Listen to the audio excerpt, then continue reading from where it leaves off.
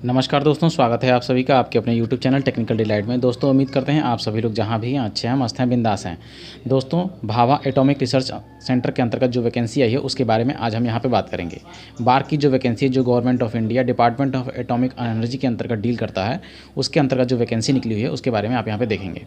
इसका official website मैंने open कर लिया है, जिसके अंतर्गत ये इसमें यहाँ दिया गया है assistant be on ad hoc basis recruitment of 2 post की साइंटिफिक असिस्टेंट की है। उसके अलावा यहाँ पे आप देख सकते हैं जो 22 तारीख को पब्लिश हुआ है नोटिस, इसके अंतर्गत online application are invited for filling up of scientific technical post in a various unit of DA department of atomic energy.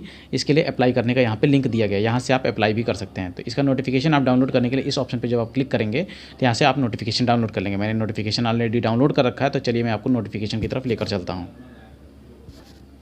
ये देखिए इसका नोटिफिकेशन है, इसमें आप देख सकते हैं जिसमें क्लियरली मेंशन किया गया है government strive to have a workforce which reflect gender balance and women candidate are encourage to apply. इसमें वुमेन कैंडिडेट जितनी भी हैं उन सभी को इनकरेज किया जा रहा है अप्लाई करने के लिए। इसकी ऑनलाइन आवेदन करने की जो तिथि है 24/4/2023 से चालू हो जाएगा और 22/5/2023 तक आखिरी तिथि दी गई है, जो कि 23:59 है, यानी 12 बजे तक रात के आवेदन आपको कर लेना है 22 तारीख को, 22 मई। ठीक है, तो उसमें जो पोस्टें दी गई हैं डायरेक्ट रिक्रूटमेंट किस किस पे है, टेक्निकल ऑफिसर पे है, साइंटिफिक असिस्टेंट बी पे है एंड टेक्नीशियन बी पे है। इस पर डिफरेंट पोस्टें दी गई हैं। नंबर ऑफ वैकेंसी जो ITI पे यहाँ पे दिया गया है 24 ये नहीं है, और भी ज़्यादा वैकेंसी है, 399 पोस्टें ITI पे हैं। तो वीडियो को आखिरी तक देखिए ताकि आपको पूरी जानकारी मिल पाए। Category first and category second के लिए जो नंबर ऑफ वैकेंसीज है देखिए, आप देख सकते हैं यहाँ पे 2946 और 1216, जिसके लिए stipend first month, first year and second year, उसके बाद आपका बेसिक पे लग जाएगा। उसके बाद देखिए आप यहाँ पे टेक्निकल ऑफिसर में जो वैकेंसीज कही गई है आपसे, इसमें आप देख सकते हैं MSc चाहिए। मैं यहाँ पे बात करूँगा खाली बीटेक डिप्लोमा वाले कैंडिडेट्स और ITI वाले कैंडिडेट्स के लिए।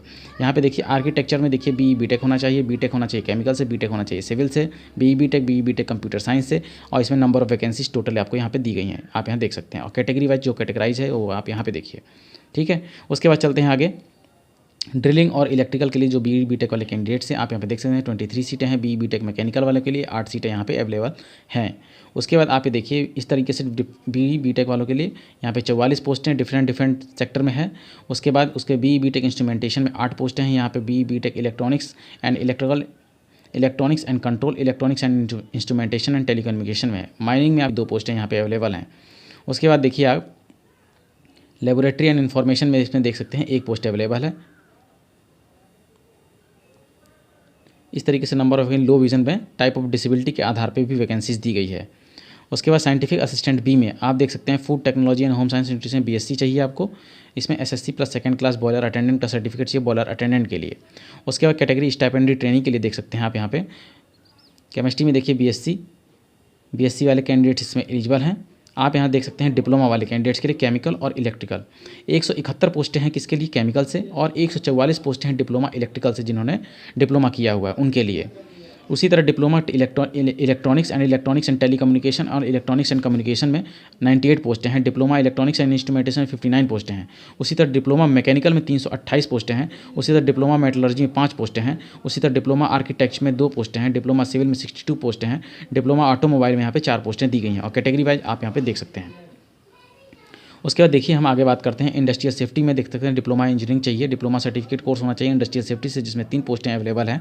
उसके बाद आप बात करिए आगे जब, तो इसमें आप देख सकते हैं अब बात करते हैं ITI वाले कैंडिडेट्स के लिए। तो ITI वाले कैंडिडेट्स जितने भी हैं उसमें देखिए डिफरेंट ट्रेड है। फिटर वाले ट्रेड हैं, Turner machinist, welder, mechanic machine, tool maintenance, electrician, electronic mechanic. Electrician के लिए देखिए आप 399 पोस्टें यहाँ पे अवेलेबल है, और फिटर ट्रेड के लिए 698 पोस्टें अवेलेबल हैं। टर्नर मशीनिस्ट के लिए 213 पोस्ट और वेल्डर के लिए 99 पोस्ट अवेलेबल है। उसके में आपका ITI होना चाहिए, ठीक है, रिस्पेक्टिव ट्रेड में। उसी तरह से देखिए इंस्ट्रूमेंट मैकेनिक में देखिए आपकी 152 पोस्टें हैं। RAC वालों के लिए 95 पोस्ट है। उसी तरह ड्राफ्टमैन मैकेनिकल के लिए 52 पोस्ट है। ड्राफ्टमैन सिविल के लिए 15 पोस्ट है। मैसन के लिए 30 पोस्ट है। प्लम्बर के लिए 42 पोस्ट है। उसी तरीके से कारपेंटर के लिए 27 पोस्ट है। मैकेनिक मोटर व्हीकल के लिए 24 पोस्टें हैं। डीजल मैकेनिक के लिए 19 पोस्टें हैं। 532 पोस्टें हैं प्लांट ऑपरेटर के लिए, जिसके लिए 12th चाहिए आपका किससे, फिजिक्स, केमिस्ट्री एंड मैथ से होना चाहिए। उसी तरीके से 303 पोस्टें यहाँ पे अवेलेबल है लेबोरेटरी के लिए। 12th होना चाहिए फिजिक्स, केमिस्ट्री एंड मैथ से, मिनिमम 60% मार्क्स इन एग्रीगेट में होना चाहिए। ठीक है, उसी तरीके से आप यहाँ देखिए 1 पोस्ट है 12th होना चाहिए। 2 ईयर का डिप्लोमा रिकॉग्नाइज्ड डेंटल काउंसिल का होना चाहिए। ये डेंटल वाले जो कैंडिडेट हैं जिन्होंने डिप्लोमा किया हुआ है उनके लिए है। उसके बाद देखिए यहाँ पे trade certificate through national trade certificate आपका पास होना चाहिए, ITI pass out 2 year duration का हो, या फिर नेशनल अप्रेंटिसशिप सर्टिफिकेट हो आपके पास 2 ईयर ड्यूरेशन का, या फिर ITI पास आउट 1 साल का हो प्लस 1 साल का आपके पास एक्सपीरियंस हो, ITI पास आउट हो 1 ईयर का आपके पास अप्रेंटिसशिप होना चाहिए। इस तरीके के जितने भी कैंडिडेट्स हैं वो एलिजिबल हैं इसमें अप्लाई करने के लिए डिफरेंट ट्रेड्स में। अब बात करते हैं फिजिकल स्टैंडर्ड की। तो फिजिकल स्टैंडर्ड की जो अगर बात करें तो आपका वेट 45 kg मिनिमम होना चाहिए, हाइट 160 सेंटीमीटर होनी चाहिए। उसके बाद देखिए एज लिमिट की अगर बात करें तो एज टेक्निकल ऑफिसर सी के लिए देखिए 18 से 35 साल, रिलैक्सेशन कैटेगरी वाइज आपको मिल जाएगा। OBC के लिए 3 साल, SC ST कैंडिडेट्स के लिए 5 साल दिया जाएगा। साइंटिस्ट बी के लिए या साइंटिफिक असिस्टेंट बी के लिए इसमें 18 से 30 साल, एंड जितने भी टेक्नीशियन ITI होल्डर्स कैंडिडेट हैं 18 से 25 साल इनका दिया गया है। एज लिमिट के अंतर्गत इनका क्राइटेरिया जो है candidate must have been born or not earlier than the 23/5/1998 से लेके नॉट लेटर ऑन द 22/5/2005 के बाद आपका जन्म ना हुआ हो। इस तरीके से आपको कैटेगराइज कर दिया गया है। ट्रेनिंग स्कीम में दिया गया है कैटेगरी सेकंड में मिनिमम और मैक्सिमम एज 18 से 22 और 19 से 24। ठीक है, इस तरीके से रिलैक्सेशन के बारे में मैंने आपको ऑलरेडी पहले ही बता दिया है। उसके बाद देखिए यहाँ पे आपसे जो भी कह रहा है जो टेस्ट होंगे आपके वो प्रिलिमिनरी टेस्ट होगा, फिर एडवांस टेस्ट होगा, फिर स्किल टेस्ट होगा इसके लिए टेक्नीशियन बी के लिए। ठीक है, तो जिसमें प्रिलिमिनरी टेस्ट में क्या रहेगा आपका math, science and general awareness रहेगा जिसके कि 50 क्वेश्चन होंगे। 1/3 मार्क्स की नेगेटिव मार्किंग रहने वाली है क्योंकि 3 मार्क्स आपको दिए जाएंगे और 1 मार्क्स आपसे डिडक्ट किया जाएगा। यानी आप कह लें कि रेलवे में जिस तरीके से नेगेटिव मार्किंग रहती है वही चीज़ यहाँ पे भी फॉलो होने वाली है।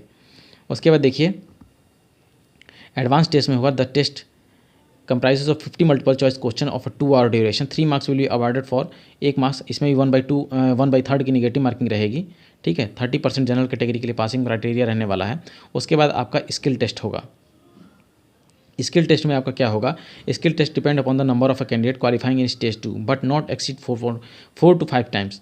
4 से 5 गुना आपको स्किल टेस्ट के लिए बुलाया जाएगा। Skill test based on the go no go basis पे आधार पर, कहने का मतलब आप पास करते हैं तो आप जाएंगे, या नहीं फेल हो जाते हैं तो आप बाहर कर दिया जाएगा आपको वहीं से। ये क्या होगा, प्रैक्टिकल बेस्ड टेस्ट होता है जिसके आधार पे आपको लिया जाता है। ठीक है, आपको इस वेबसाइट पे जैसे ही मैंने लिंक दिया है, जिसका लिंक मैं ऑलरेडी आपको डिस्क्रिप्शन में दे दूंगा, जहाँ से आप ऑलरेडी अप्लाई कर सकते हैं, तो आप वहाँ से डायरेक्टली साइट को विजिट कर लेंगे, आप आवेदन करना स्टार्ट कर सकते हैं। ठीक है, आप फॉर्म फीस की अगर यहाँ पे बात कर लें तो आपको 500 रुपये का फॉर्म फी पे करना होगा टेक्निकल ऑफिसर के लिए, साइंटिफिक असिस्टेंट 150 रुपये का, एंड टेक्नीशियन बी के लिए 100 रुपीज़ का अमाउंट आपको पे करना होगा। स्टाइपेंडरी ट्रेनिंग की बात करें तो 150 रुपये और 100 रुपीज़ का फॉर्म फीस आपको देना रहेगा। जिनके लिए फ़ी एग्जाम्पशन किया गया है, जिनकी फीस नहीं लगी वो SC ST PWD and women candidates हैं, जिनके लिए किसी प्रकार का कोई आवेदन शुल्क नहीं लिया जाएगा। सेंटर ऑफ एग्जामिनेशन की अगर बात करें तो आप यहाँ देख सकते हैं सेंटर ऑफ एग्जामिनेशन जो है अगरतला, अहमदाबाद, इलाहाबाद, अमरावती, अमृतसर, ऐजवाल, ईटानगर, इस तरीके से डिफरेंट सेक्टर में डिफरेंट स्टेट्स में आपको आपके डिफरेंट सिटीज़ को अप्रोच किया गया है। वहाँ पे आप सेंटर पे एग्ज़ाम दे सकते हैं। तो ये vacancy all over India basis पे है जिसमें all over India candidates eligible हैं। ठीक है, इसमें आपको दिया गया है in additional the admit card it is mandatory to carry. आप जब एग्जाम देने जाएंगे तो वहाँ पे आपको ये सारी चीज़ें इनमें से किसी न किसी को लेके जाना होगा। तो ये एक इंपॉर्टेंट अपडेट थी, ये DV से रिलेटेड जो भी अपडेट है वो दी गई है। इसको हम बाद में प्रोसेस है, इसको बाद में कभी देखेंगे, क्योंकि यहाँ पे जो वैकेंसीज़ के बारे में जो डिटेल्स थी वो मैंने आपको बता दिया है। इसमें आप देख सकते हैं एंट्री और पे लेवल की, जो पे लेवल किस लेवल पर रहने वाला है। जितने भी ITI होल्डर्स कैंडिडेट हैं टेक्नीशियन बी में जाएंगे उनको 21,700 बेसिक पे मिलेगा। उसके आधार से लेवल 4, लेवल 5, लेवल 7 वो लेवल 3 में जाएंगे। ठीक है, जो कि सेंट्रल गवर्नमेंट के अधीन है। ठीक है, तो एक इंपॉर्टेंट अपडेट थी। अगर आपको वीडियो पसंद आता है तो वीडियो को लाइक करें, चैनल को सब्सक्राइब करें, अपने दोस्तों में शेयर करना ना भूलें। धन्यवाद।